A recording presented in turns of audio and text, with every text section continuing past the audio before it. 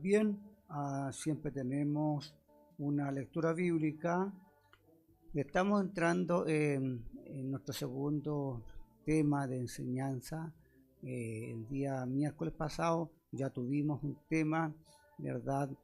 En relación a nuestra fe, ¿verdad? Decía el tema pasado, dice,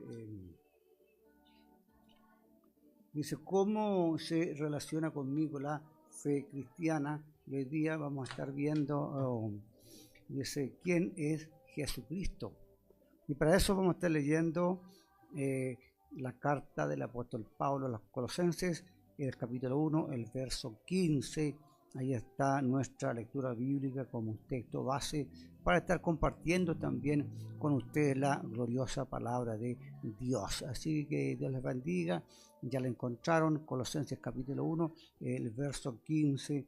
Ahí está la palabra de Dios para nuestra enseñanza, y que esperamos que sea una enseñanza de bendición para ustedes y también como un recordatorio para nosotros.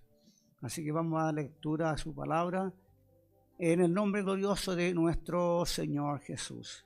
Dice, es la imagen del Dios invisible, el primogénito de toda creación. Y ahí está la lectura bíblica que tenemos para hoy. Ya le reiteramos el texto, ¿verdad? El tema, ¿quién es Jesucristo? Es una pregunta recurrente que mucha gente se hace, mucha gente se pregunta quién es Jesucristo, normalmente fuera de la iglesia, pero también dentro de la iglesia. Solíamos preguntarnos acerca de quién era nuestro Señor Jesús, y en esta tarde vamos a estar tratando de compartir con ustedes una enseñanza que queremos sea lo más sencilla y que ustedes también la entiendan y sea de edificación para su vida. Esta es una enseñanza para nuevos creyentes, así que esperamos que estén atentos y también aprendan ustedes, como así también vamos a estar aprendiendo nosotros. Entonces, a los nuevos creyentes está dirigida esta enseñanza, y dice que al comenzar a vivir una vida espiritual debemos saber una verdad acerca del objetivo de esa vida. Si en ustedes, ¿verdad?, en las personas no creyentes viven una vida espiritual sin conocer esta verdad, no van a poder apreciar la alegría de esta vida.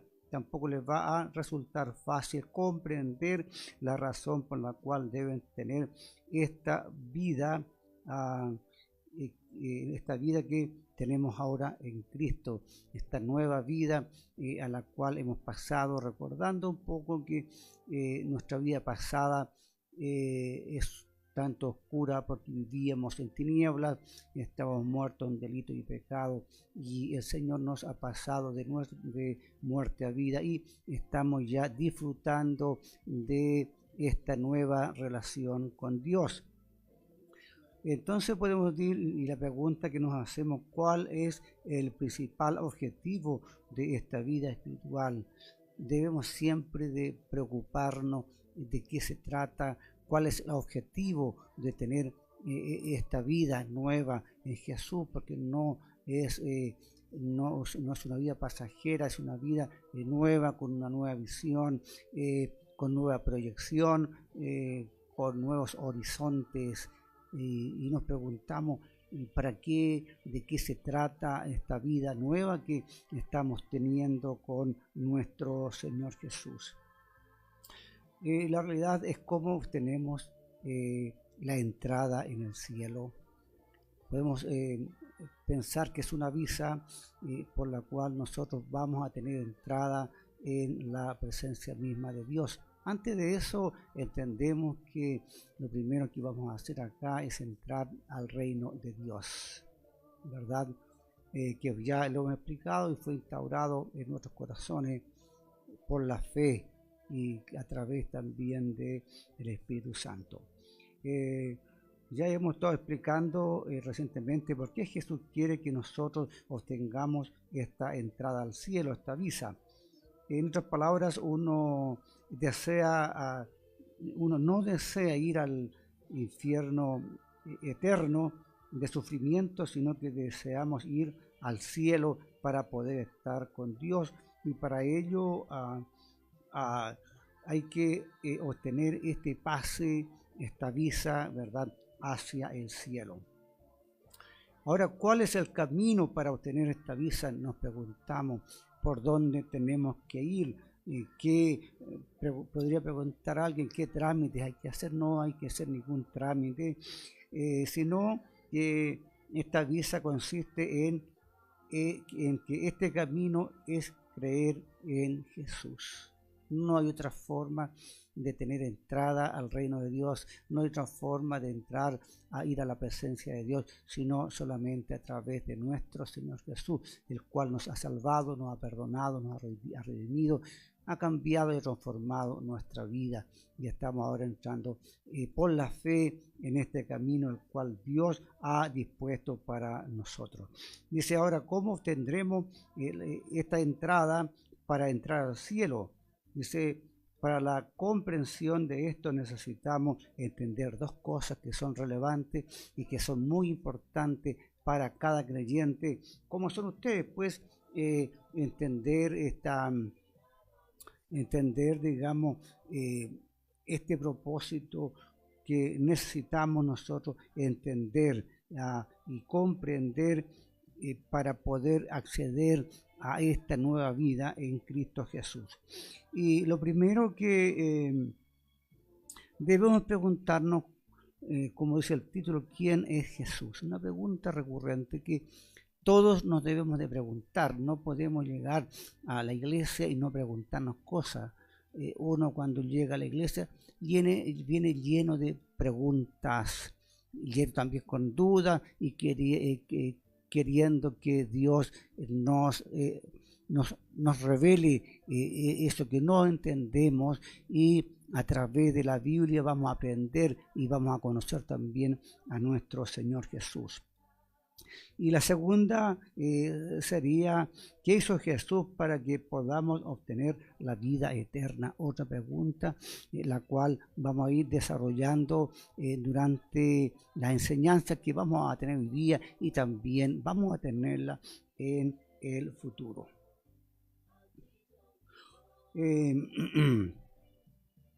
Luego dice, bueno, luego vamos a estar viendo lo que hizo Jesús por nosotros. Ahora vamos a ver quién es Jesús. En resumen, Jesús vino al mundo encarnado para poder encontrarse con nosotros. Es muy importante. Aquí vino Jesús, vino a conocernos, vino a conocer nuestro estilo de vida, vino a conocer cómo vivíamos, cuál era nuestro estado, y Él lo pudo palpar físicamente acá en el mundo. Y dice encarnarse para encontrarse con nosotros. Tal vez esta realidad le suene un poco familiar, pero es un hecho de cientos y miles de personas que están creyendo en la palabra de Dios. Ahora, ¿cómo vamos a creer en la palabra de Dios? Bueno, la forma para los primeros creyentes es normalmente escuchar, pero también leer las Escrituras. Todo creyente que llega a la iglesia debe de escudriñar las Escrituras, debe leerlas, debe meditarlas, debe escudriñarlas también, porque el Señor Jesús dijo que en ella os parece encontrar la vida eterna. Ahora vamos a hablar un poquito de lo que es la encarnación, o sea, el Cristo humanizado, cómo Cristo, ¿verdad?, entra al mundo. Para Él Jesús tomó cuerpo, tomó forma humana, y Él así pudo conocernos y encontrarnos también con nosotros. Entonces nos revela dos verdades. La venida de Jesús nos revela dos verdades. Primero, que vamos a entender para nosotros, y que usted debe saberlo, y la mayoría de la gente lo conoce. Sería que Jesucristo es un ser histórico al igual que nosotros. O sea, Jesús literalmente existió, Jesús vivió en este mundo y mucha gente le vio también. Y lo otro sería que Jesús de Nazaret haya vivido en la tierra de Judea hace unos más de 2000 años atrás. Y es una realidad incuestionable. Todos sabemos que Cristo sí existió, que Cristo sí fue un personaje histórico, ¿verdad?, que marcó un antes y un después, y no solo por la Biblia, sino que muchos libros históricos también lo atestiguan. Así que normalmente nadie duda acerca de la vida de Jesús como un personaje histórico, a menos que la persona ignore, no haya leído, no haya escuchado ninguna vez de Jesús, probablemente tenga sus dudas y cuestione el hecho de que Jesús hubiera venido a la tierra. Por eso que es importante, hermanos, que podamos informarnos principalmente por la palabra de Dios. Segundo, dice que es el gran y poderoso Dios. Dios es omnipotente, y por eso que la palabra del Señor nos enseña que ahí por Pedro afirma, dice: tú eres el Cristo, el Hijo del Dios viviente, la revelación del Padre, ¿verdad? El apóstol Pedro, cuando se le hace la pregunta quién era Jesús. Jesucristo es la persona que cambió nuestro rumbo. Él vino a cambiar nuestro rumbo, porque todos por igual íbamos camino al infierno, rumbo al infierno. ¿Qué hace Jesús al venir a este mundo? Cambia nuestro rumbo ahora ya no al infierno, sino que a el cielo. Por eso que hay que entender que el hombre que no está convertido y que no está arrepentido, su camino es hacia el infierno. Pero al conocer a Jesús, cuando Jesús llega a ser nuestro Señor y Salvador personal, entonces damos un giro de 180 grados y ahora nuestro destino es la salvación en la vida eterna con Cristo nuestro Señor. Ahora el problema es que mucha gente cuestiona el hecho de que Jesús sea el Hijo de Dios. Mucha gente se pregunta: ¿y cómo es que Jesús es el Hijo de Dios? Entonces la gente se pregunta: ¿pero cómo Jesús, Dios, tiene un hijo si nunca se casó, nunca tuvo un hijo? Y esas preguntas se las va haciendo la gente, y por esta razón muchas personas piensan que el cristianismo no tiene nada en común con ellos y que es una religión modificada del judaísmo. Y por eso que mucha gente ignora el Evangelio, porque no tiene la verdadera información. Y para eso están las iglesias, para eso están los hermanos, para eso están los ministros, para enseñar la palabra de Dios. Ahora, para que podamos comprender, primeramente necesitamos conocer algo sobre la Trinidad divina. Note esto: necesitamos saber algo de la Trinidad divina, Dios Trino, y lo vamos a estar desarrollando un poquito más adelante para que usted también tenga un conocimiento, y les recuerdo, para los nuevos creyentes. Es difícil una comprensión perfecta de la parte humana, pero trataremos de entenderlo a través de este estudio que vamos a estar haciendo a través de la palabra de Dios. Y lo primero que vamos a hacer es vamos a representarlo gráficamente a Jesús, o sea, no más bien que gráfico, sino a través de la palabra de Dios. Entender que Dios es uno en tres personas, y lo vamos a estar explicando posteriormente un poco más adelante. Dice, hay algo muy importante que nosotros debemos de entender para que Dios exista. Tenemos que entender que para que Dios sea Dios, tiene que cumplir 3 condiciones, no lo olvide. Para que Dios sea Dios, tiene que cumplir 3 condiciones.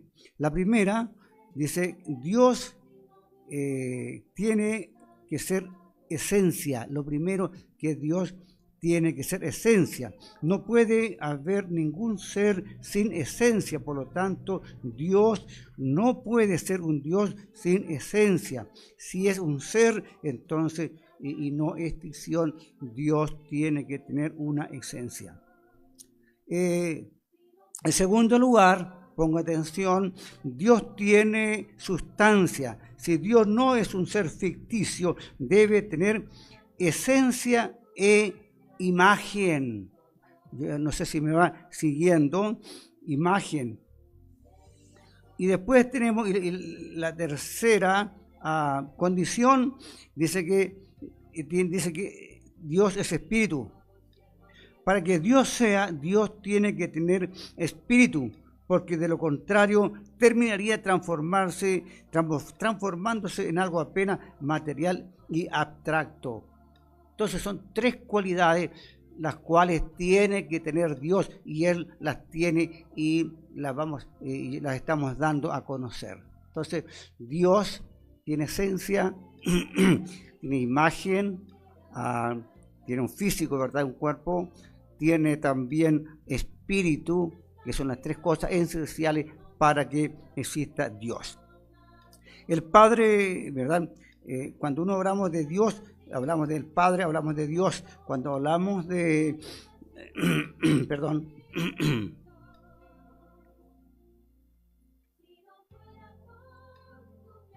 cuando hablamos del Hijo, estamos hablando de nuestro Señor Jesucristo, que se encarnó, que es nuestro Señor y nuestro Salvador. Y cuando hablamos del Espíritu Santo, hablamos del Espíritu de Dios, en este caso en nuestro corazón. Ahora, según el concepto de la creación, el perfil del hombre es según Dios. Pero, entonces, ¿cuál es la esencia de Dios? Nos interesa ahora saber cuál es la esencia de Dios. Y dicho de otra manera, ¿cómo esa esencia se perfila para darnos a conocer al Padre? El perfil de Dios es un perfil que los hombres no podemos conocer en nuestra dimensión del conocimiento humano. Jamás podemos conocer en plenitud a Dios, siendo un ser infinito, y nosotros también ser un ser finito. Ahora entendemos que Dios sí tiene un perfil, donde lo encontramos en Éxodo capítulo 3, verso 14, Dios existe por sí mismo. Ahí vamos viendo y desarrollando entonces la enseñanza que vamos teniendo para hoy, y vamos a estar viendo entonces acerca de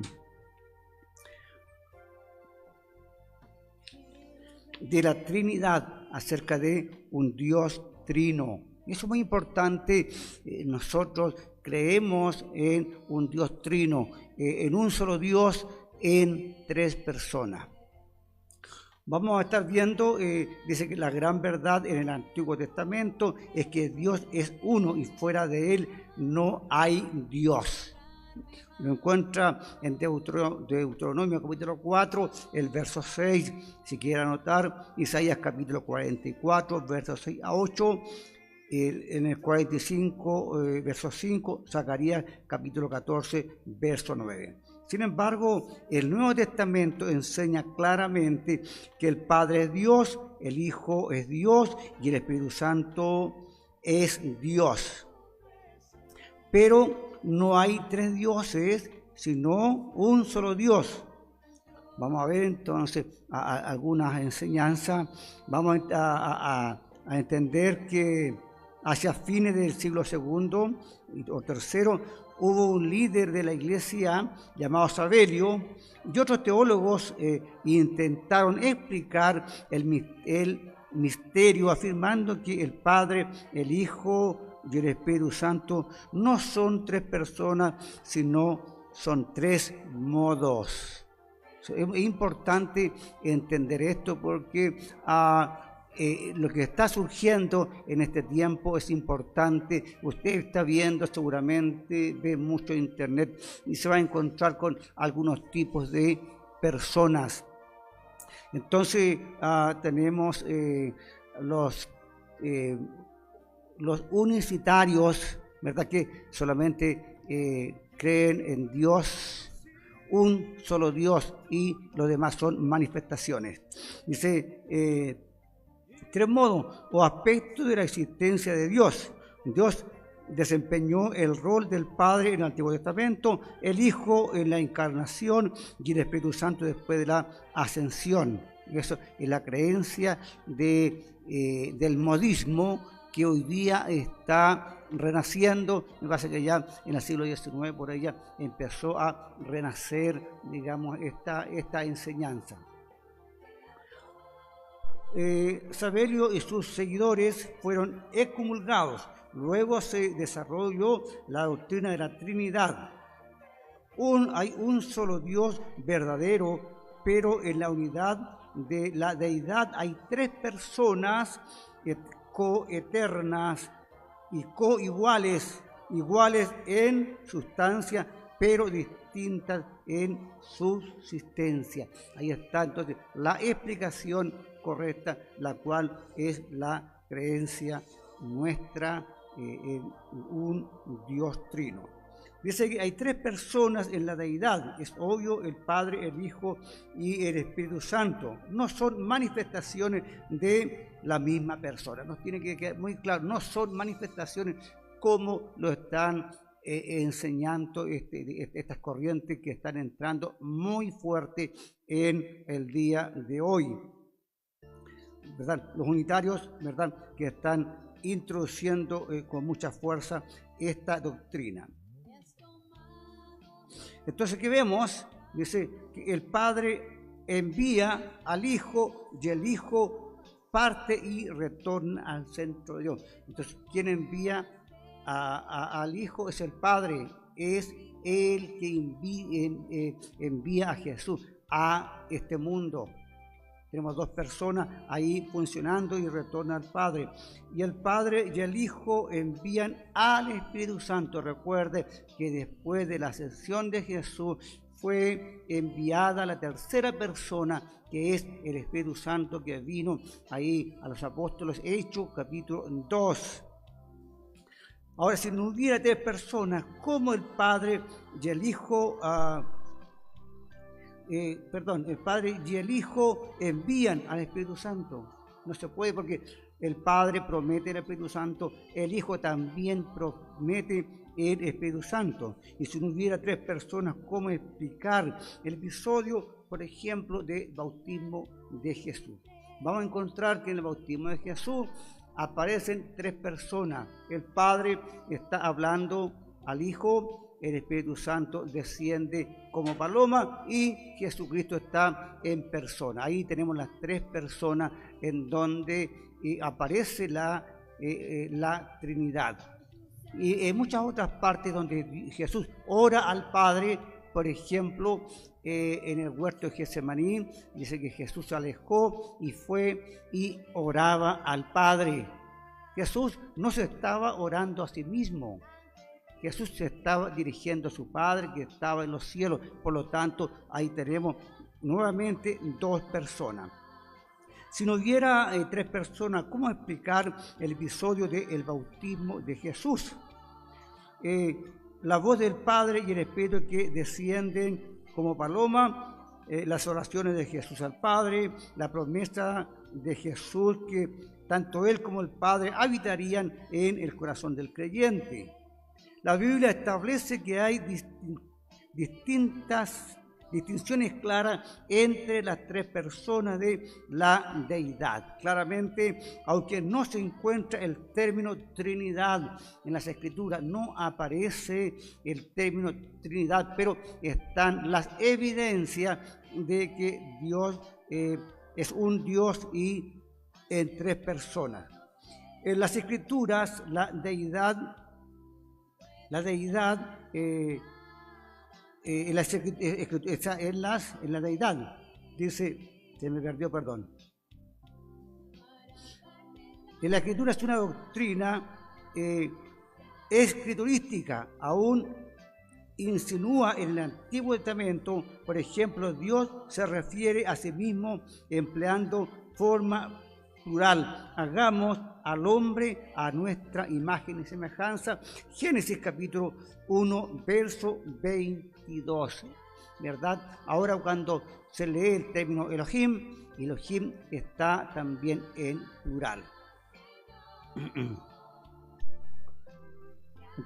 Después tenemos, y eso está, por ejemplo, y la otra referencia está en Isaías capítulo 6, verso 8, donde el Señor dice, ¿y quién irá por nosotros? Hablando acerca de el profeta Isaías.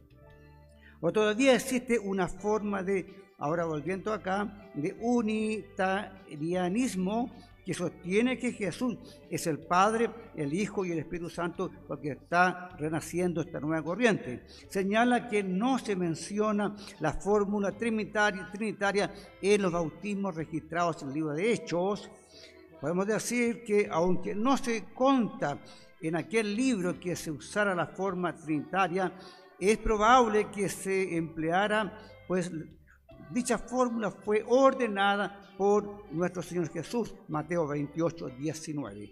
Los apóstoles recalcan el nombre de Jesús en sus exhortaciones, pues los judíos y sus prosélitos ya sabían acerca del Padre y del Espíritu Santo. La expresión bautizar en el nombre de Jesús implica reconocerle como Salvador y hacer pública profesión de fe en su nombre, pero no se refiere a la fórmula bautismal. Ahora existe un libro que no recuerdo ahora, que tiene que ver con la costumbre, como en los tiempos de los apóstoles sí se usaba la fórmula trinitaria para bautizar. Vamos a otro punto. Vamos a ver ahora que, habiendo explicado esto, vamos a ver que Jesucristo también es Dios. Vamos explicando, en el siglo IV, Arrio de Alejandría enseñó que solo el Padre es eterno. Sin principio, según él, Dios creó de la nada al Hijo y al Espíritu Santo. Se le llama Dios a Cristo porque es segundo en rango y Dios fue investido de poder creador. Esta doctrina se llama arrianismo y entre los modernos arrianos están los testigos de Jehová.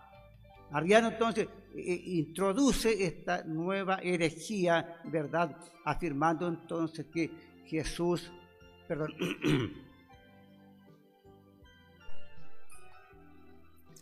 afirmando entonces que, no reconociendo la deidad de Jesús, sino que Jesús para ellos es una creación y se va a encontrar con aquellas personas que andan por las calles entregando la atalaya y que ellos no reconocen la deidad de nuestro Señor Jesús.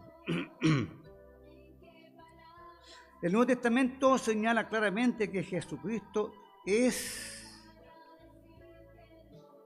igual a Dios. Por eso que nosotros nos estamos basando en las Escrituras y no en doctrina ni pensamientos de hombre. Ahora, es igual al Padre, decía yo, ¿no? ¿Dónde encontramos, por ejemplo, un ejemplo en Juan capítulo 1, verso 1? Usted lo tiene que leer y anotar y leerlo en su casa.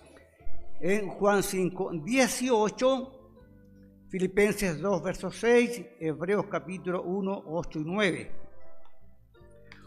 Donde dice, en él habita toda la plenitud de la deidad, Colosenses 2, 9. Dice, es omnisciente, Juan 2, 24, omnipotente, Mateo 28, 20, y se pone en el mismo nivel que el Padre y el Espíritu en la fórmula bautismal, en Mateo 28, 19. En la bendición apostólica, en 2 Corintios capítulo 13, verso 4, dice, él recibe, dice, adoración de los hombres y ángeles. En Juan capítulo 4, 14, el 20, 28, Hebreos 1, 6. El apóstol Pablo le describe sin rodeos Cristo, el cual es Dios sobre todas las cosas, bendito por los siglos de los siglos. Romanos 9, 15. Entonces no podemos desconocer que Jesús realmente es el Hijo de Dios. Pero los arrianos se preguntan, ¿y qué hay de la palabra del Señor? El Padre mayores que yo, Juan 14, 28. Durante la vida terrenal del Señor, el Padre era mayor en autoridad que Jesús, pues el Hijo se despojó voluntariamente de sus prerrogativas divinas y se hizo obediente al Padre. Y Filipenses capítulo 2, versos 6 a 8. Entonces Jesús estaba en esta condición humana, por lo tanto, él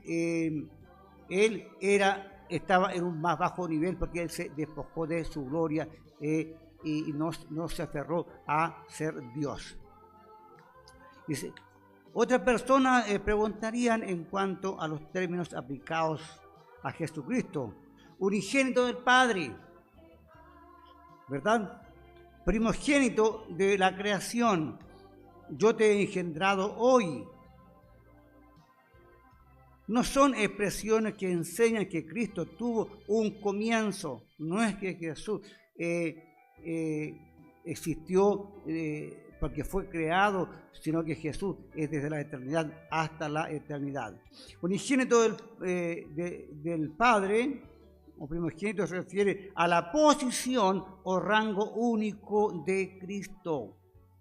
A eso se refiere entonces el unigénito del Padre en su posición y rango ante el Padre.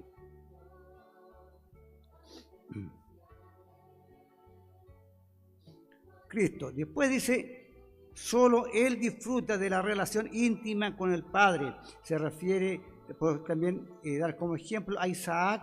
Dice, el unigénito de Abraham, a pesar de que Abraham tenía otro hijo con Agar y 6 hijos con Setura, lo encontraron en Hebreos capítulo 17, Génesis 16, 4, 25, 1.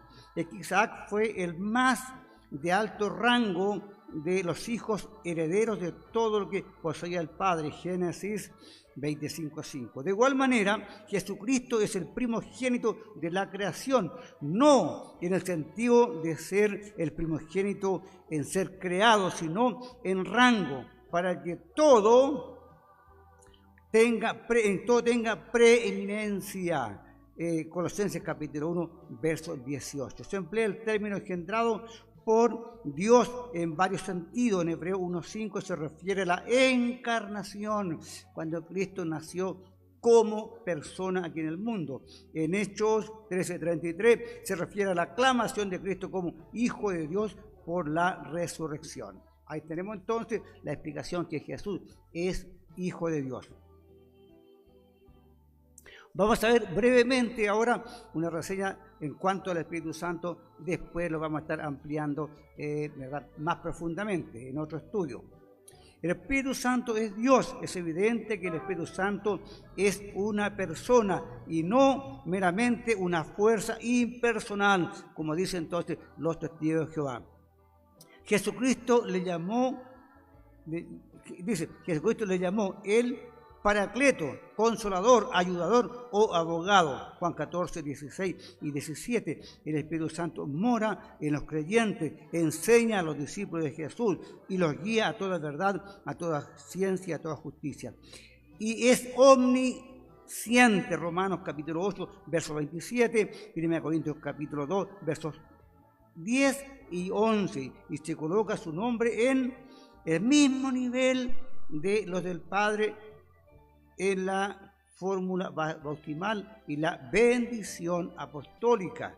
Nuevamente, ¿verdad? Ahí está la cita y ya la dimos anteriormente, Mateo 28, verso 19. Y 2 Corintios capítulo 13, verso 14. Ahora vamos a ver la necesidad de que Dios sea trino. Dice, solo la doctrina de la Trinidad nos explica cómo Dios puede ser amor. No hay otra forma de entender cómo Dios es amor. Si Dios es amor, tendría que haber un objeto de su amor. De otro modo, el amor no podría ser expresado. Y Dios, al ser eterno, debe de haber tenido un objeto eterno de su amor. De otro modo, Dios sería un ser solitario. O sea, había, ¿verdad?, un tiempo en que solamente estaría Dios, sería solitario y hacia quien expresaría su amor. ¿Verdad? Eso ocurre, dice, en la eternidad pasada. Este objeto de amor divino debe ser personal, igual en naturaleza, digno y capaz de responder él en forma recíproca, amor del Padre hacia el Hijo y del Hijo hacia el Padre. El unigénito Hijo siempre existió en el seno del Padre y hay perfecta comunión entre los dos, pues son iguales en todos sus atributos. Juan 1:18, y la tercera persona del Espíritu Santo comunica el amor que existe entre el Padre y el Hijo. También, si no fuera una Trinidad, Cristo no sería Dios y nosotros no podríamos conocer a Dios. Sería imposible de conocer a Dios, ya lo hemos explicado antes. Solo Dios revela a Dios. Es la obra de Cristo, Dios hombre. Revela al Padre, y la obra del Espíritu Santo, revelar al Hijo. En Juan 1:18, 14:9, 16:14.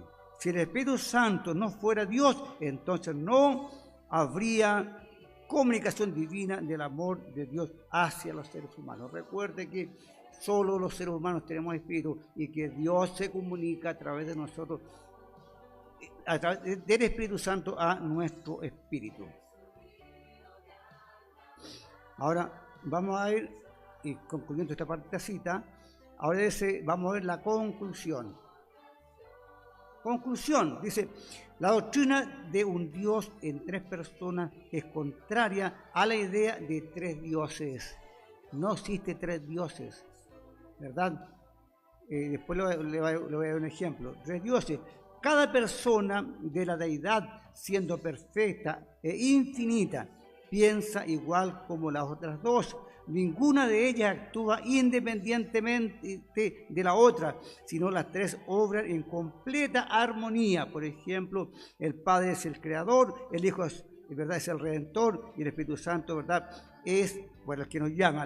Dice que el Espíritu, ahora dice, y el Espíritu Santo participaron en la creación. Juan 1:2, Génesis 1:2, Jesucristo es Redentor, pero fue enviado por el Padre y mediante el Espíritu Santo se ofreció a sí mismo. Hebreos capítulo 9, verso 14. Son iguales entre sí, pero en cuanto a dignidad, el Hijo se sujeta voluntariamente al Padre y los dos se sujetan al Hijo. Ya.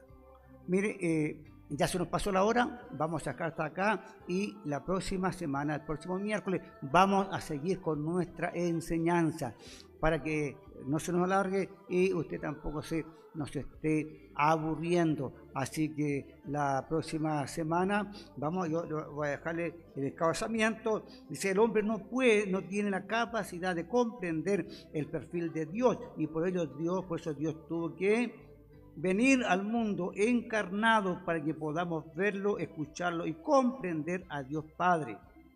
Esta persona es justamente Dios Hijo, por lo tanto es nuestro Jesús Salvador. Por eso Dios hace que este fenómeno sea revelado por el que nos prueba que es el Hijo, es su Hijo, y que es imagen de Dios y que toda su voluntad está dentro de Jesús. Que Dios los bendiga y que Dios bendiga este tiempo que hemos estado compartiendo con usted en esta tarde, y esperamos que esto sea de edificación para su vida.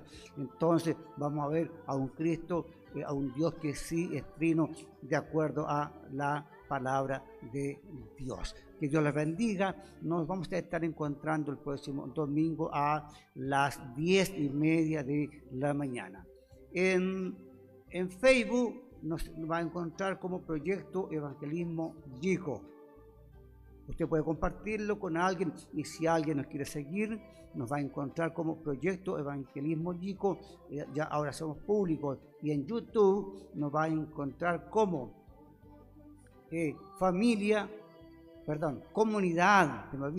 Comunidad para la Familia en Cristo 2026. Ahí nos va a encontrar en YouTube. En nuestro canal recién estamos partiendo, así que si usted aparece por ahí, le puede también colocar un like o un me gusta. Así que Dios les bendiga, que Dios bendiga a las personas que han estado en la plataforma, y que Dios les colme de muchísimas bendiciones, y que tanto ustedes como nosotros también seamos edificados en la palabra de Dios. Vamos a orar por su palabra para que haga vida en nuestros corazones, y también por aquellos que todavía no conocen a Jesús. Padre, te damos gracias en el nombre de Jesús. Te damos gracias por darnos buena salud, vida, fe, esperanza y amor. Gracias por tu palabra que nos edifica, Señor, y en ella está nuestro fundamento. Oramos por las personas también que están en la plataforma, especialmente aquellas personas que de alguna manera te están buscando y a su manera te aman, pero que todavía no te conocen y no han tenido un encuentro con Jesús.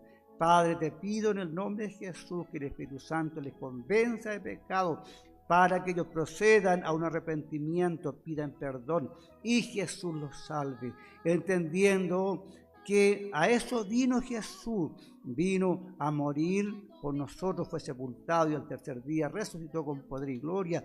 Señor, ahí está la revelación del Evangelio, es lo que Cristo hizo por toda la humanidad. Te pedimos, Padre, en nombre de Jesús, por esa persona que ha confesado de lo profundo de su corazón que Jesucristo es el Señor y sea salvo. Oramos por las muchas personas necesitadas ahí en la plataforma. Hay muchos que están enfermos, Señor, algunos están cansados de esperar. Te pido, Padre, en el nombre de Jesús, que le hagas paciente, que tengan fe y confianza en Dios, porque creemos que Jesús está vigente en este tiempo y el Espíritu Santo sigue haciendo la misma obra, Señor, desde allí, de los tiempos de Jesús. Y creemos, Señor, por tu palabra, que por tu llaga fuimos curados. Y por lo tanto, el que esté enfermo pueda tener fe en Jesús, que Jesús le sana en este momento, en la experiencia que hemos tenido a través de los años, Señor. Oramos por los que no tienen trabajo, abre puertas de bendición para ellos, Señor, para que tengan sustento en sus hogares. Oramos también, Señor, por aquellas personas o aquellos matrimonios que están quebrados o están por quebrarse, para que el Espíritu Santo ilumine a las personas y tomen las mejores decisiones en Cristo Jesús. Oramos también, Señor, por tanta necesidad que hay ahí, la falta de trabajo, la falta de recursos, a veces la falta de alimento. Señor, oramos en el nombre de Jesús para que toque el corazón de las personas que tienen, para que puedan proveer a los pobres y a los necesitados. Oramos por la salud del pastor Juan Carlos Alvarado, para que tú estés con él, sanándole, restaurándole, Señor, y dándole buena salud y vida, y bendice y prospera su ministerio. Oramos, Señor, por tu iglesia, tu amada, la que tú ganaste con tu sangre, para que muchos vengan al conocimiento de tu verdad y se salven. Oramos, Señor, por los ministros, para que estén enseñando correctamente tu palabra, Señor Jesús. Te rogamos que bendigas a los misioneros, a los evangelistas que van más lejos a llevar el evangelio, para que ellos también, Señor, vuelvan trayendo su gavilla. Oramos por la iglesia perseguida en los diferentes países, Señor, donde muchos de ellos están muriendo por la causa de Jesús. Pedimos compasión, misericordia, clemencia y tu gracia para que ellos, Señor, sean liberados también de este flagelo. Oramos también por las muchas personas que trabajan en las ciudades, en los pueblos, Señor, donde quiera que se encuentren. Pero también te presentamos allí los que trabajan en el mar, los que son pescadores, los que son buzos, Señor, que ellos salen a buscar el sustento por la mañana y que vuelvan por la tarde, Señor, trayendo el sustento a sus hogares, y todos lleguen y nadie, Señor, que se quede afuera. Oramos también, Señor, por Chile, por las autoridades, dales equidad para que ellos gobiernen, Señor, con justicia, no con leyes, con justicia, Señor, porque las leyes a veces se cumplen, pero no hay justicia. Te pedimos, Señor, que gobiernen con justicia, especialmente mirando al más necesitado, al menesteroso, aquella gente, Señor, que no tiene los suficientes recursos para que haya trabajo para ellos y vivan dignamente, manteniendo a tu iglesia, a tu pueblo y a todos cubiertos en la virtud gloriosa de tu sangre, bajo la cobertura del Espíritu Santo, al cuidado de los ángeles. Mantenga usted el cerco de protección a su alrededor. Le damos gracias por todas las personas que están en la plataforma. En el nombre glorioso de Jesús. Amén y amén. Bendiciones para todos.